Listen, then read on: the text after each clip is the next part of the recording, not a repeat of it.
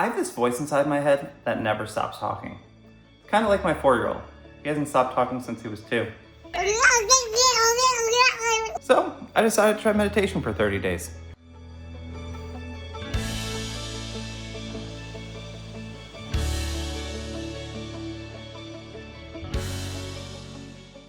I struggled to stay on course a little bit. My mind loves to wander, so it was a little bit difficult to keep it kind of in check. I also felt like I had random itches that popped up everywhere, which was super distracting. Itches. But I do feel like maybe some tension's gone in my shoulder and I'm a bit more relaxed. Could that be a placebo? Sure, but we'll call it an okay session so far. The first week mostly felt like discovering new ways to get distracted. Outside there were noises, inside there were people. My backyard apparently has enough wildlife to ruin inner peace. And every meditation somehow came with a brand new itch. It's 10:09. We had swimming lessons this morning. Life just got in the way and it's day 4. I'm already screwing it up, but at 10:09, guess we're getting our meditation in. Maybe I'll stick to inside. There is an immediate impact. It's just that it doesn't last that long. The app suggested counting your breaths to anchor your mind. Turns out my brain can't plan my entire future if it's too busy counting to 10. Today was the day that I really felt like I needed it. I just put our 4-month-old down and he is going through one hell of a sleep regression. So I needed a chance to decompress and de-stress and honestly even help my lower back because rocking a 15-pound baby is no longer that easy. That was probably the first day meditation stopped feeling like a challenge and actually started feeling useful. Obviously, from these other challenges, I've learned to accept that things don't happen quickly. What's interesting with meditation is that there is an immediate impact of like relaxation, feeling calmer. It's just that it doesn't last that long. Obviously, it's going to take time. I'm curious to see how this continues. We're starting labeling things, which is a new technique. It's a weekend, so there's a lot more distractions, but I honestly think it went pretty well. The labeling and watching my breathing helped. Labeling thoughts was the first technique that actually changed the way that my sessions felt. Instead of following a thought, you just notice it, label it.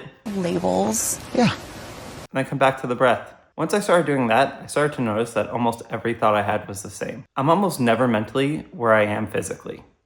I may be a convert on meditating outside. There was a crow cawing at the beginning, a little distracted. There with a beautiful ocean view and a nice breeze. A hummingbird was just flying around. I could hear its wings going like 1,000 miles per hour. I felt very much with, one with nature. I learned meditating outside and meditating in my backyard are apparently two very different experiences. One has an ocean view, the other has a dog, a hummingbird, and whatever was rustling in the bushes. So we were doing body scans, and I understand the concept, I understand the idea, but I don't really need to think about all of my aches and pains. I know where they are, and it just distracts me from meditating. They wanted me to pick somebody that I don't like that much. I picked this old coworker.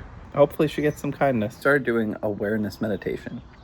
Don't know if this is the one for me. This is about being like aware of all of your surroundings. I feel like all that leads to me doing is just being distracted by my thoughts. My brain really needs something specific to hold on to. Otherwise it's gonna wander off and, start doing something else.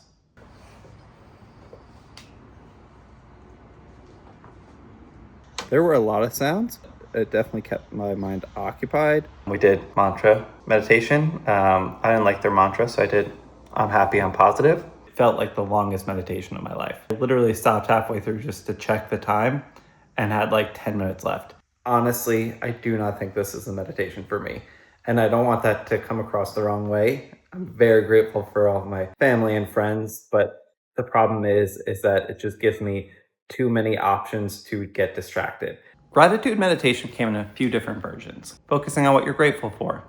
I like the concept. Sending kindness to someone you disliked. The coworker already got hers. And negative visualization. I spent 10 minutes making myself sad. Hard no. Hard no. I think today is a good reminder.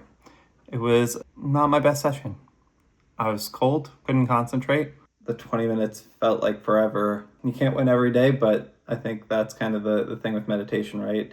Not every day is going to be the best day. The goal is to have more good days than bad. One of the things that I think is interesting and confusing with meditation is kind of what you're doing. I know that it's not supposed to be exactly clearing your mind, but then in my guided meditation, they'll ask me questions and it's like, am I supposed to be going into thought? That part's hard. Somewhere around this point, I realized I'd been measuring meditation all wrong. I thought success meant having a completely clear mind. It doesn't. Success is noticing when your mind drifts and being able to come back. That's the whole practice. So meditation, 30 days later, I definitely think there are short-term impacts, feeling more calm, more relaxed directly after a meditation. But I also feel like there is so much more to learn, and so I would say that meditation is a lot like working out. You can do something for 30 days, it can have an impact. Nope, I'm enlightened. But until you do it for longer, you don't really see the true results. So definitely would like to see kind of how things go as I continue to do this. One thing I wasn't expecting was how differently the meditation styles would land.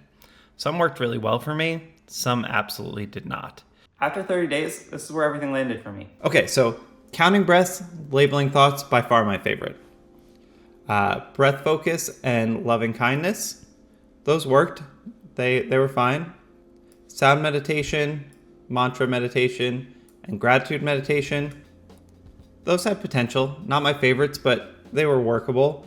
One thing is that gratitude meditation could also hit hard no if it was just the one where you think about all your friends and family not being around.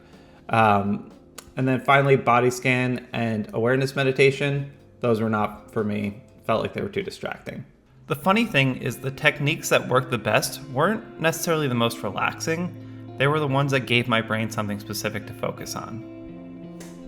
Meditation feels less like a life hack and more like exercise. You don't go to the gym for a month and expect to permanently change your body.